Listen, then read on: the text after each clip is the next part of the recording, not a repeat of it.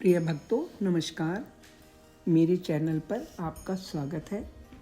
आज मैं आपको सकट चौथ माता की कथा सुनाती हूँ।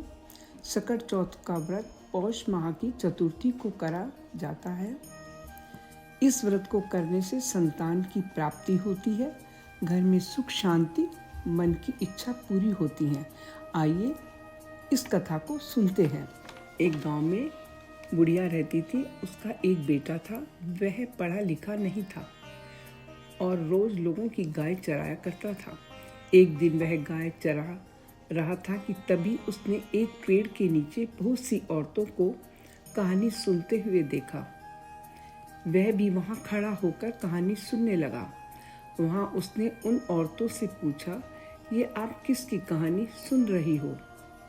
उनमें से एक औरत बोली, यह सकट चौथ माता के व्रत की कहानी है। आज के दिन माताएं यह व्रत अपनी संतान की लंबी आयु सुख समृद्धि के लिए करती हैं तथा कहानी सुनने के पश्चात तिलकुट खाती हैं।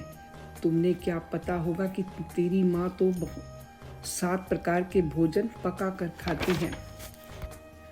यह सुनकर बुढ़िया का बेटा उस दिन जल्दी घर गया और घर के अंदर कोने में छुप गया। उसने देखा कि उसकी माँ ने 4 रोटी बनाई। उसकी राह देखने लगी, परंतु उसके न आने पर बिना कुछ खाए धरती चाट कर सो गई। अपनी माँ को भूखे सोते हुए देख वह अपनी माँ के पास जाकर बोला, माँ, घर आ गया था। आज मैंने गांव में कुछ औरतों को सकट चौथ माता के व्रत करते हुए सुना।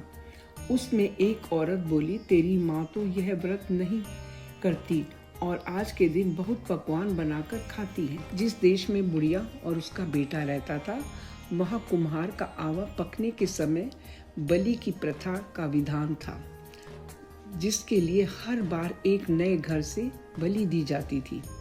एक बार बलि देने के लिए बुढ़िया के बेटे की बारी आई।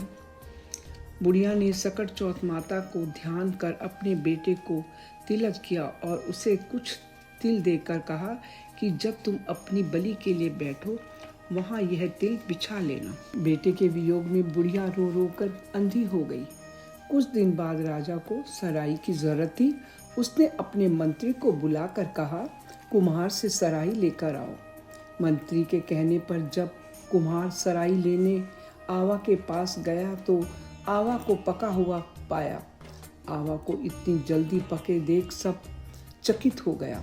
उसे जैसे ही वह और पास गया, उसे कुछ आवाज सुनाई दी। कुम्हार ने राजा और प्रजा को बुलाया और आवा को हटवाया तो बुढ़िया के बेटे को जीवित पाया। यह सब देखकर सब अचंभे में आ गए और सोचने लगे, यह सब कैसे हुआ। तब बुढ़िया ने बेटे ने कहा, मेरी माँ ने मुझे जो तिल दिए थे, मैं उसे बिछाकर बलि के लिए बैठा था।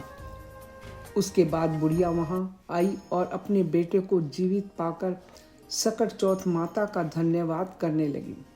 बुढ़िया ने वहाँ सबको बताया कि मैं पौष माह की चतुर्थी को सकट चौथ माता का व्रत करती हूँ, जिसके करने से सारे संकट दूर होते हैं, वह सारी इच्छा पूर्ण होती है। यह चमत्कार भी सकट चौथ माता ने ही किया है। हे सकट चौथ माता, जैसे बुढ़िया के बेटे की रक्षा की, वैसे हम सबके बच्चों की रक्षा करना। बोलो सकट चौथ माता की जय।